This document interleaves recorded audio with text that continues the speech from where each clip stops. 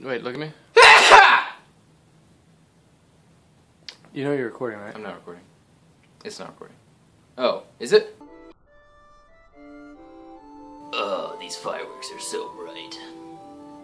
Welcome, my Sarah-saving, but really I wish it was slaying sasans. I am Magnus, and in this video I'll be doing a rant view for Final Fantasy XIII, Lightning Returns. Wait, or is it the other way? Lightning Fantasy Returns, finally. 13. Let me start off by saying that I grew up on Square's RPGs, and Final Fantasy IX is my favorite game of all time. So what I have to say comes from the heart of a true fan. The verdict. Rent this game. Give it a try somehow. Definitely do not pay full price for this game, but try it out. Lightning Returns sold horribly in Japan, which may actually be a good thing because it may force Square Enix to realize that they should stop pooping out low-quality, no-sense-making RPGs. Lightning Returns does many things right, but most of these things actually contradict what the game was supposed to be, what they marketed it to be. So, Lightning Returns may not be what you thought, but you will have fun, and you may even be immersed by the lighthearted tone of this game. I feel that it happens to be great because of a fluke, and everybody should analyze this game when they play it. The story. You play as Lightning, the main protagonist of the first 13, and the Valkyrie god of the second 13. She is woken by a god named Buenavelza to gather souls for the new world before this one ends. He promises to return your sister Sarah for completing this task. My problem with this story, and all of the previous 13 stories, is Sarah. Sarah never should have happened. When anything involves Sarah, or having to care about Sarah's fate, I always hope for her final death. What the hellsprith is she even wearing? Who designed that? Spoilers.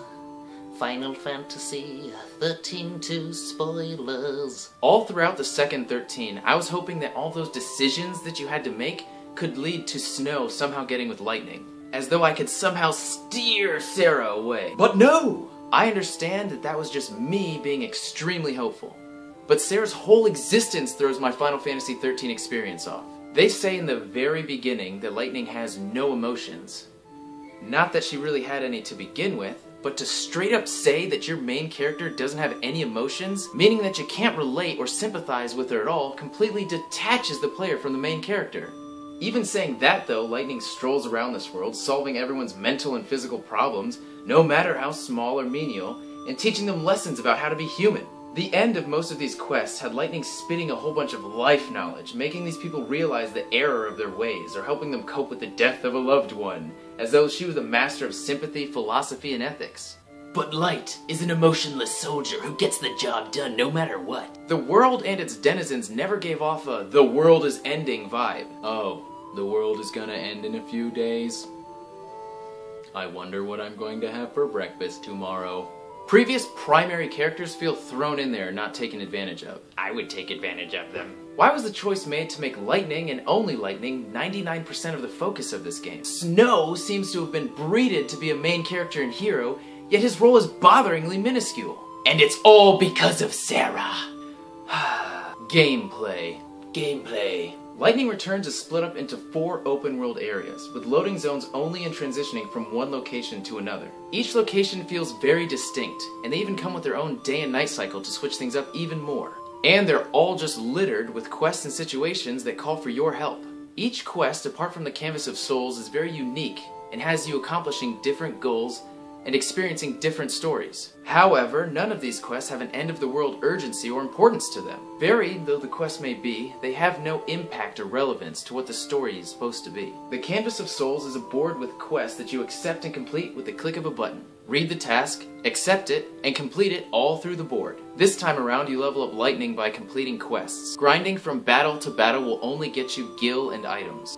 I actually enjoyed this change of mechanics because it put more of an emphasis on progressing with people rather than monsters. The environment traversal really reminded me of Kingdom Hearts, only not as good. The fighting system has evolved into a highly customizable real-time battle where Lightning is the only playable character. You have some companions that help you out rarely, but you have no control over them. There are 3 roles that you can switch between during a fight. Each role can be customized with different weapons, abilities, shields, useful and useless accessories, and garbs, which are outfits that specialize in different aspects and abilities. And about those useless accessories, there are way too many of them. Like a whole lot. I love customization in video games, but the accessories are so vast and so poorly organized that I felt too overwhelmed to actually sift through to find what fit my lightning best. Ironically, there are so many outfits and a huge emphasis on customization. But when you find an outfit that is just plain better than the one you like, so you have to change, it is kind of disappointing having to see an outfit that you don't really like in cutscenes. Oh yay, I can make the belt of this outfit that I don't really like a different color. Never mind, it is great. You obtain certain abilities that cost EP to use, and you gain a little bit of EP after every fight. At the very beginning, you get an ability called Chronos Stasis, which freezes time for about a minute. I'm gonna let you know right now that if you abuse this ability, you're going to have plenty of time at the end, which you'll probably spend sleeping at inns. Or, you can use the time that you have left To exterminate every single monster on the planet. That's right. If you fight enough of the same monster, they'll become extinct, with the very last one glowing purple, and it's a lot stronger. I mean, it's fighting for the very survival of the species. I really think that this gameplay mechanic should be swept up by other game developers. The visuals. Inconsistent is the best word that I can come up with. It's as though the life was sucked out of all the people and environments and used to make magical effects. Oodles and gobs of magical effects! The character models that are not main characters are last generation at best, and the levels seem thrown together by some amateur level designer. I know that sounds harsh, but that's only because this game looks like a mod in some areas. The cities mainly. There are just too many effects. My friend says that when you have too many effects in a video game, each individual one loses its importance and awe factor. I mean, just look at this. They look nice and all, but you can't compensate for poor textures and lackluster level design by covering them with magical essence of who knows what! Other than that, the cinematics don't disappoint, however few of them there may be. There's only 2. Audio. If Square Enix always nails one thing, it's the music. Music can make or break any situation, and Lightning Returns is a fine example of this. Every area has life breathed into it by the music. Like going on a stroll and just enjoying live music. I constantly found myself humming songs from Lightning Returns. The music helped immerse me in a setting that I probably wouldn't have enjoyed otherwise. The Rant. I know what you're thinking. But Magnus! Hath the Rant not already begun it? Not quite. No, no, no, no, no, not again, why? If you are on the fence about buying Lightning Returns, get off. Get off on the sensible side, telling you not to go anywhere near Lightning Returns. And actually, use the time that you would have sacrificed playing this game to build a wall. A wall so high that you can't even see the other side with its poison, disappointment-rich atmosphere. Is what I was going to say. On paper, this game is a no-go. But while playing it, there was just something that I loved and couldn't put down. I could not in good conscience ward anyone away from a game that I enjoyed so much, however little sense that enjoyment made. If you like JRPGs, chances are you enjoy your fair share of animes. Those of you who do will understand this analogy, and those of you who don't can go f***. So, you know how in most animes there are those episodes that don't really have much to do with the overall story and can be called filler episodes? They usually exist to provide a lighthearted distraction from the main story. Most of the time, the main characters are chasing a cat around town or something to that extent. Well, the thing that I loved most about Lightning Returns is that the whole game gives off a carefree filler episode kind of mood. As though you were in the world of all filler episodes and you could just run around and have fun and solve little problems. Definitely not appropriate given the story and that this is the final installment, but definitely a step in a right direction. Somewhere. The main story is talked about so little that it seems secondary, so paying attention to it and understanding it came secondary as well. The abundance of plot details that made so little sense don't seem to matter so much anymore. I'm usually really quick to say that something doesn't make a whole lot of sense, but this time around I just accepted all the nonsensical events and world physics, at least until the end.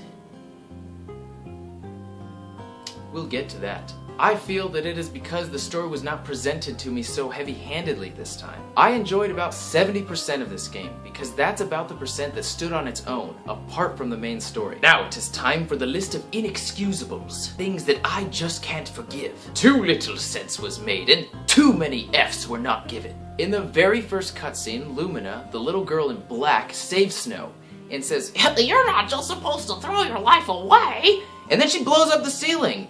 "Now die!" Also in the first cutscene, Lightning is taking souls left and right, like taking souls from a baby. If she can just take souls, no questions asked, then why am I spending the entire rest of the game helping people to get their souls?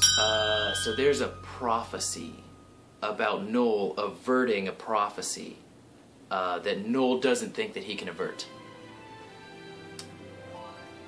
What sense does that make? Look at the walls in Yusan.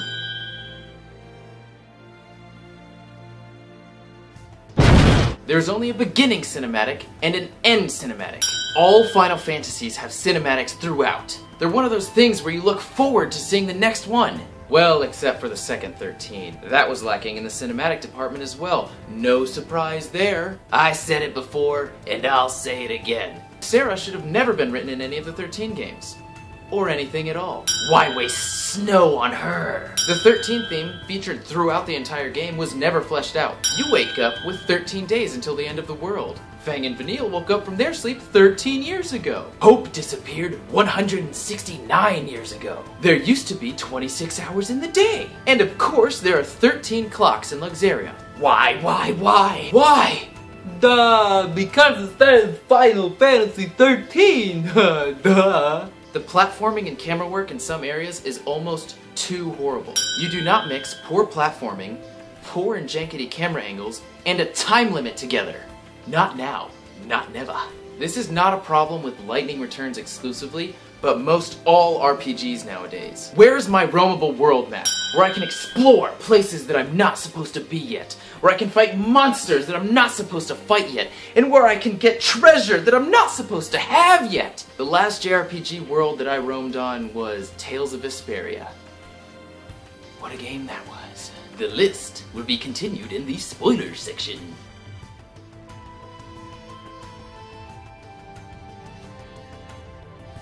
The story, characters, and character development have been getting worse and worse. The main reason why I can sometimes put 100 plus hours into a JRPG is because of the story unfolding in some fantastic and mysterious universe, with characters who live and fight and strive and sometimes even die for that universe. That's what keeps me hooked. Square Enix seems to have lost sight of what makes their RPGs immersive and interesting. Double spoiler time. Final Fantasy VII. When Aerith died in Final Fantasy VII, I was crying for about 2 weeks. I remember being in the fetal position on a random spot of my basement floor, crying. I'm comparing that to when Sarah died at the end of the second 13th game, and I was so overcome with joy that I jumped up and said, "F yeah!" My satisfaction was instantly crushed the moment I realized that Final Fantasy is no longer a series that I can count on to kill off characters to fulfill a more mature and deep story. There was not a doubt in my mind that she was going to come back. This is entirely my opinion on where I thought the story should have gone. In Final Fantasy VII, Cloud had Tifa and Aerith. In Final Fantasy VIII, Squall had Rinoa and Quistis. In Final Fantasy IX, Zidane had Garnet. And Aiko if he really wanted to. In 10, Titus had Yuna. An emotional attachment between Snow and Lightning, and even Fang, would have provided Lightning with a better reason to overcome her introverted nature, and made Snow, rightfully, a more prominent character. In the end, you obviously fight the god who had you work for him, but you never really know his true intentions until you've already decided to kill him. He never even shows up before the ending either. There's no proof prior to the end that he's bad, but you decide that he has to be bad, and therefore must die. In the end, Noel blabbers on about how he wants to save Yule again. And so Caius blasts Noel, and flying out of the smoke, Noel's holding Yule. Where then the other Yule says, "Caius has released her from the fate of the Seeress." Really? Really? Really? Really?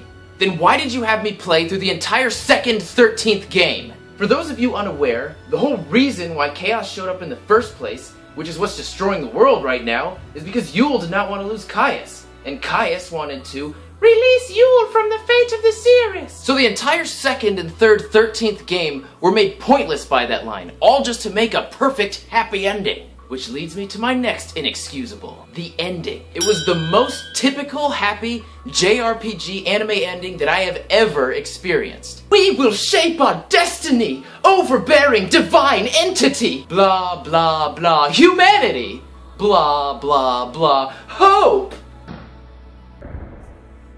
I think that Square Enix really does believe that lack of sense will be made up for by having a sweet cinematic ending with lots of magic and happiness and stuff. And the final boss was the most typical JRPG boss ever.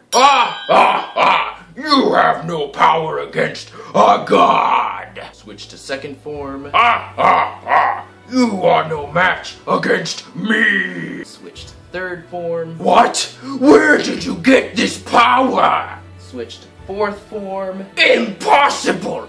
I am a god, and you are a mere human! More wings and more wings and more wings.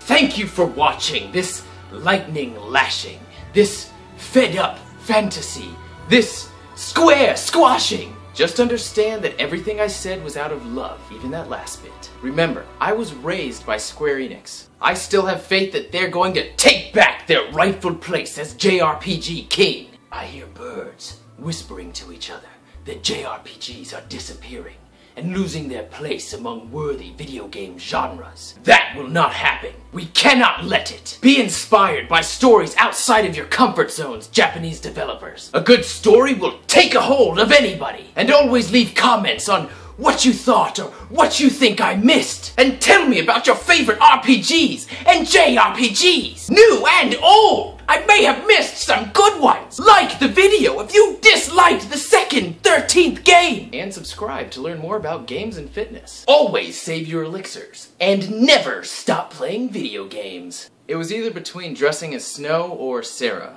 And the only reason I didn't dress as Sarah is because I obviously don't particularly like Sarah.